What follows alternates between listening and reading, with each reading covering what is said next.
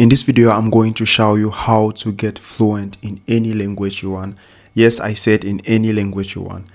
But before we started, I want to say that I am not a professional. All what I'm going to say here is based on my own experience, is based on what I did. But I'm sure that if you really want to get fluent in any language, this video will help you. I think I have to say that I am not a native English speaker. And I remember on high school, I hated English, right? English captivated me after high school. And it was where I started to look those English movies, listening to English music. And that's when I started to learn English, because I wanted to understand the music that I heard, or I wanted to be able to understand the movie, to understand the shows that I was watching at that time. And that's how it started. So I think I have to say that at the beginning of my learning journey, I went to an English center, but it was boring for me, I was tired of doing the same thing, read book, doing exercises. I think that I felt like I wasn't getting that fluency level that I wanted, Of course, I got basic things there, such as the first words or the first grammatical rules or whatsoever. But I feel like I was still lacking something.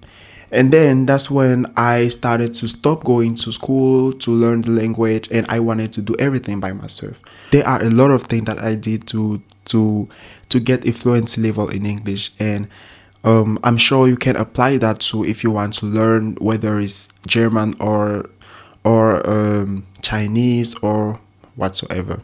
I have a list of things that will actually help you improve your level if you really want to learn the language and to get fluent in that language. The very first thing is to be willing to learn the language. If learning the language is not something you are passionate about or something you really want, I'm sure you won't do that, because it's actually difficult. The process is long, exhausting. So make sure that if you want to get fluent in a language, you are able to accept the difficulty of that and just to move on. The second thing is the principle of minimalism. I'm going to break that down.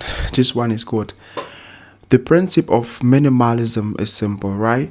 Learning a language is like a big goal that you have, and having a big dream can be frustrating because you are not sure if you are able to achieve that. You feel that the dream is far away. But the principle of minimalism actually says that do everything step by step and little by little. You don't have to do a lot. You don't have to start reading a book. You don't have to start watching movie. You don't have to start with big things. Just start with little things, writing phrases, doing simple thing. I'm sure that you got me. The principle of minimalism is you can start learning the alphabet first. It sounds crazy, but it is actually helpful.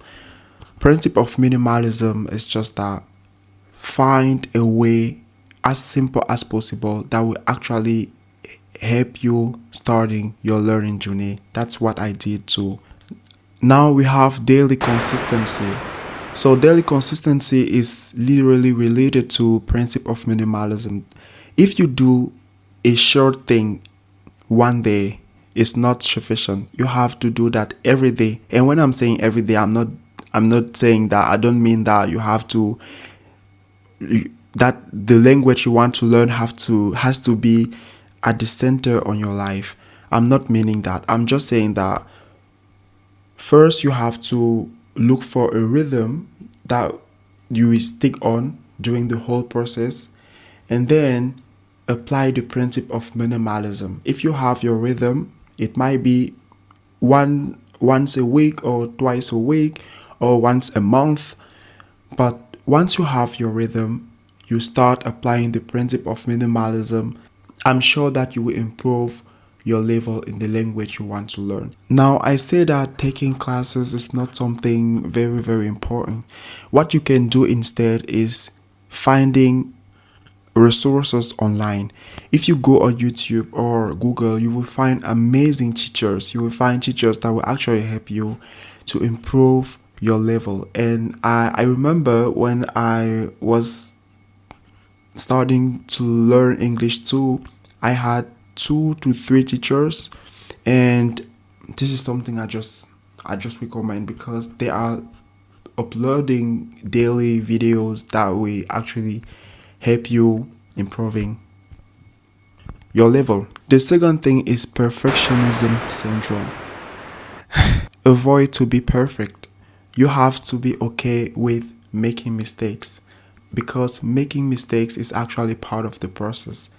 And trust me, during the process, you are going to make mistakes because that's how we learn. If we don't make mistakes, we can move forward. And I'm making mistake when I'm speaking in English, but I don't really care because the thing that is important to me is to be understood and to understand. Another point is to have a commitment. The commitment is the thing that will keep you learning the language. You know what my commitment is? My commitment is to create content in English. English is not my tongue language. I always have to say that. But I wanted to meant to run this channel in English and to use that as a commitment to improve my English because I've been learning English for years. And since I moved in this new country, I went through a lot and the time was short. I couldn't keep improving my English anymore. I paused it, and now that I'm back, I feel like I need a thing that will actually keep the flame burning, and that thing is to run this channel in English. Being on YouTube was something I was passionate about and that I always wanted to do, but doing that in English make that even harder because talking in front of the camera just like this is something I have to get used to.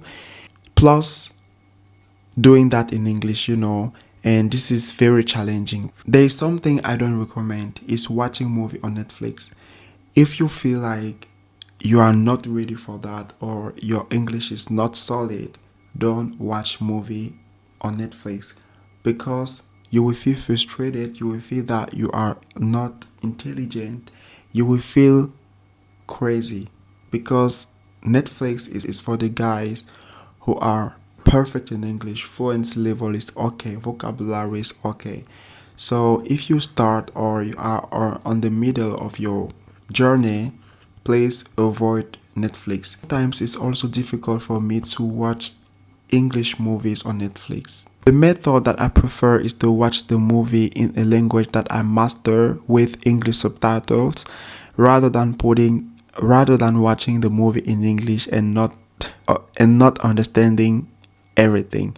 And something I hate is to watch a movie that I don't understand completely. So I really prefer to put that in the language I'm already master and put subtitles. I think I said all the important things if you want to get fluent in any language. But remember one thing, you have to be consistent. You have to apply the principle of minimalism. Do everything step by step. Don't rush on Netflix because Netflix will be exhausting and frustrating for you. You can listening to music while reading the lyrics. That is something I did. So there are a lot of things out there that you can do. You just have to find a way that suits you and to start your language journey. What's my opinion about learning a language? I hope this video helps you, and I am happy, or I will be happy to see if you have another method. Just write it down in the comment section. I'll be happy to read that and to learn too.